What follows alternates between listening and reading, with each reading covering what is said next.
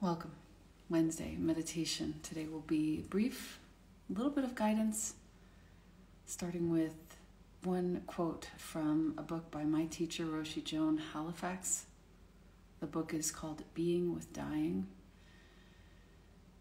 It's a topic that's pretty present in our home at the moment. So I want to read to you from page 20 of Joan Halifax's book, Being with Dying. We'll start there,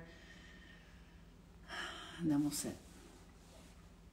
To meet suffering and bear witness to it without collapsing or withdrawing. First, we must stabilize the mind and make friends with it. Next, we open the mind to life, the whole of life, within and around us, seeing it clearly and unconditionally from that stable inner base. And then we fearlessly open our hearts to the world, welcoming it inside, no matter how wretched or full of pain it might be. I've come to call this the threefold transparency, she writes. Us being transparent to ourselves, the world's being transparent to us, and us being transparent to the world. I'm going to read that one more time. To meet suffering and bear witness to it without collapsing or withdrawing. First, we must stabilize the mind. Make friends with it.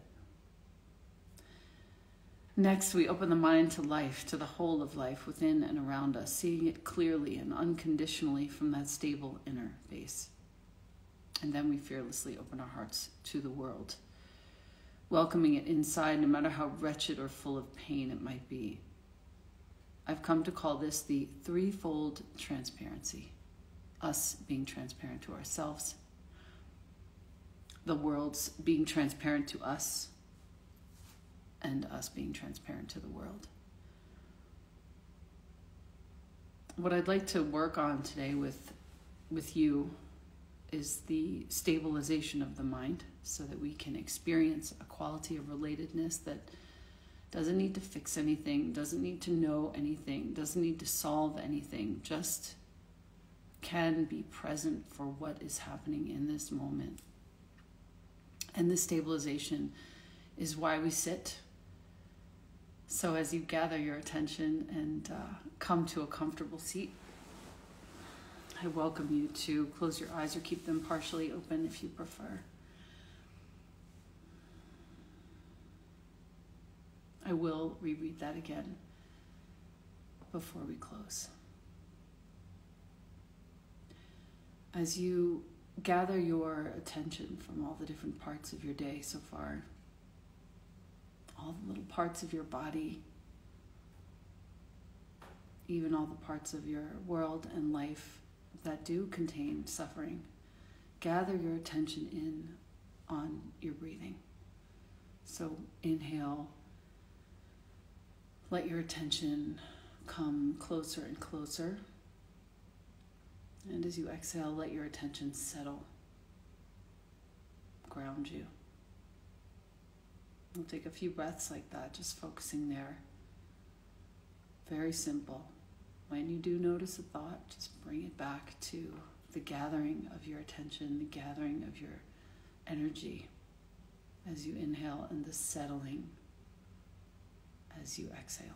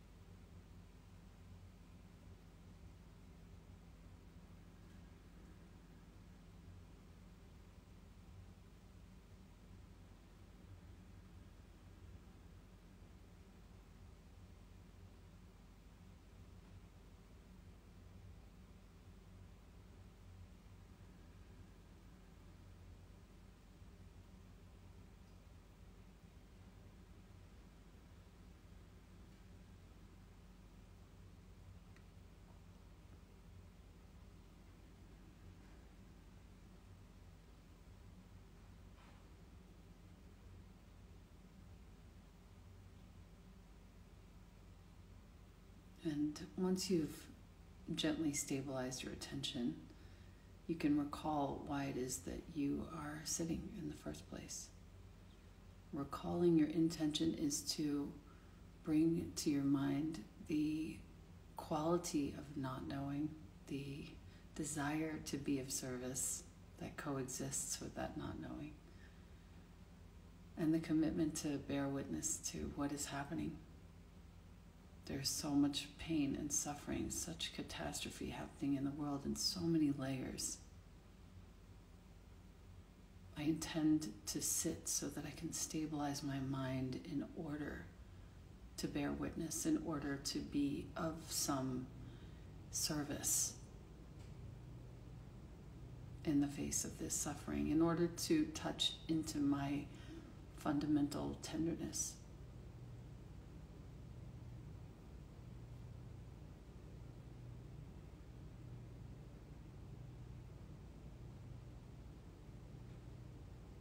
We take a few breaths here with that recollection, that commitment.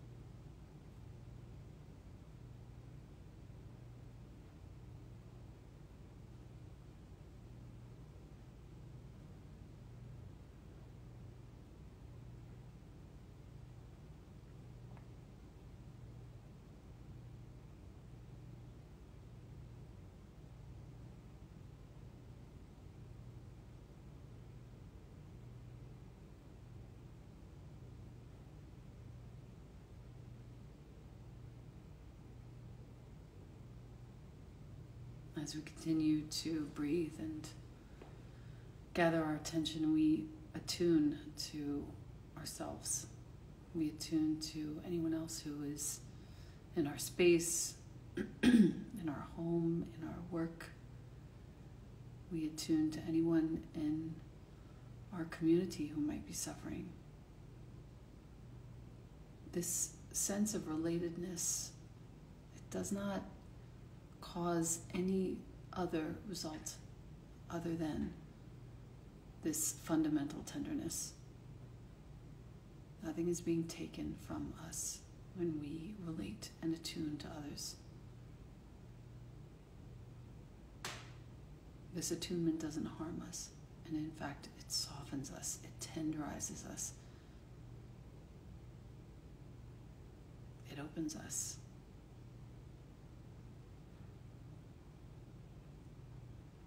And in a way, this attunement frees us from being so self-cherishing.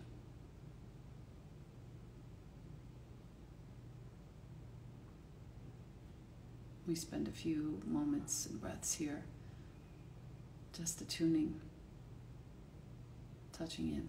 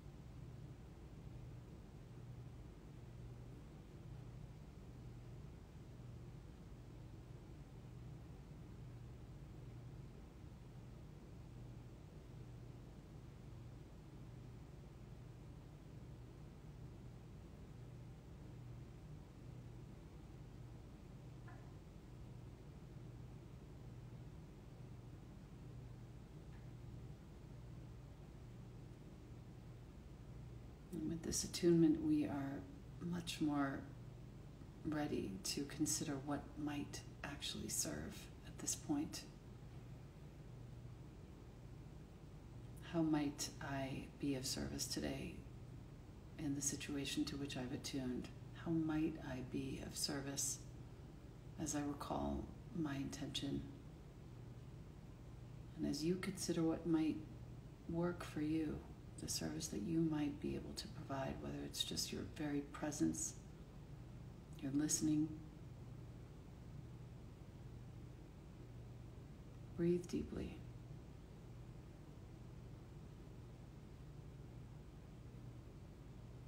Stay very soft in the front of your body and clear, strong in your posture.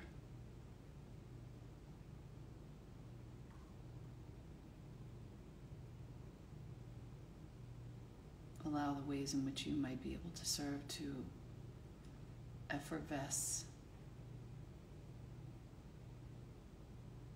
and arise naturally.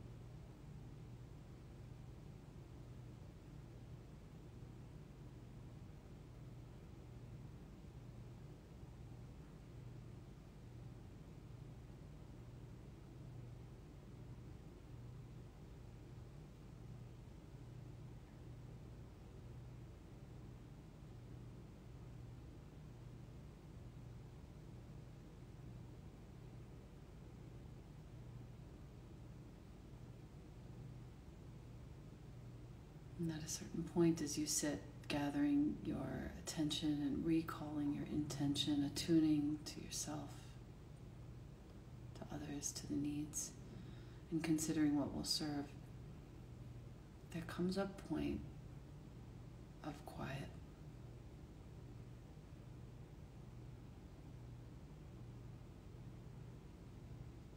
As you observe thoughts coming in and passing through, just let them come and go. Let them parade past your field of consciousness. All of these gentle directives are really just suggestions for how to turn your mind inward.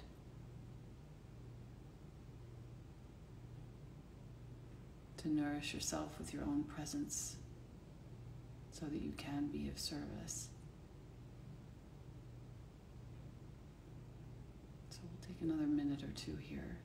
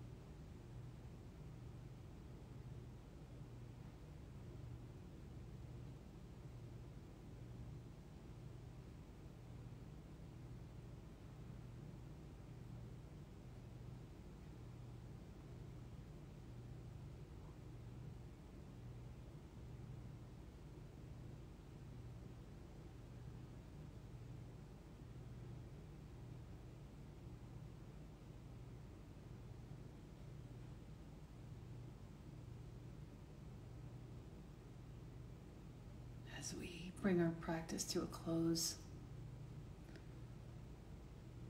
we end by engaging with our own presence, engaging with some of the considerations that perhaps arose during your sitting. We grow ourselves by noticing how it is that we could engage in the service that we've considered and taking steps toward making that so.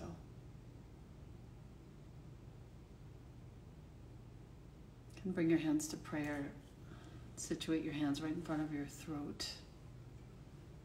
And gently we bow to each other.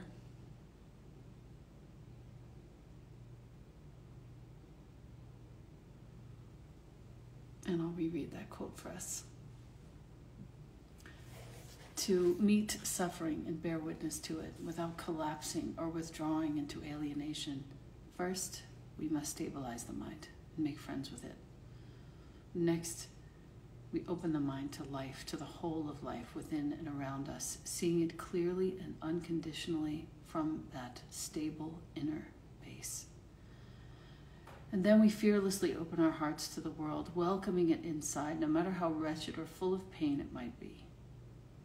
I've come to call this the threefold transparency. Us being transparent to ourselves, the world's being transparent to us, and us being transparent to the world. It helps to approach each person, each situation with a sense of openness, a mind of not knowing. Often this is difficult. We mistakenly think that our practical caregiving skills are all we have to give.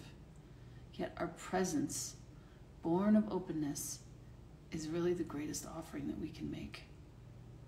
Even as we are doing for another, our being supports that doing. It's how we can best bear witness. An older man who worked with hospice once told me, quote, "I try to leave everything I know in the car before I go into the house of someone who is dying." Pretending we know just covers up our fear.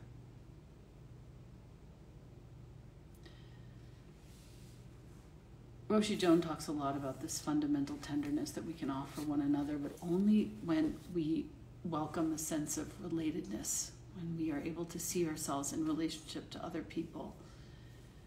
For so long, out of protection, so many of us, we shut down this quality of relatedness out of fear that we'll be hurt again.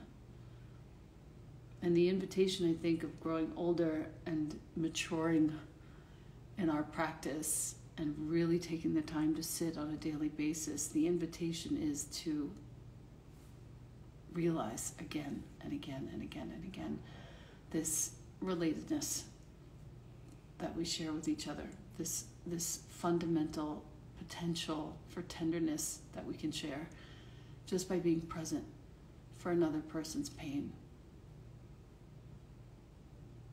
So, I thank you for being here today. For all the pain in the world, I thank you for your sitting, because you are now more equipped, coming from a more stable inner base, to bear witness to that pain, to be present for that pain, and also to be present for what is beautiful and happy and joyful in your life. Holding these two things simultaneously, what is so, so beautiful. Something in your home, a bouquet of flowers, a beautiful ritual that you have, some nice relation that you have with somebody close to you, and the utter catastrophe that is happening in the world. You get to hold them both. Right at the same time. You get to put your hands together and remember that both are always going to exist, and you needn't be taken away by either one. Thank you so much. Thank you for being here today. See you again next week.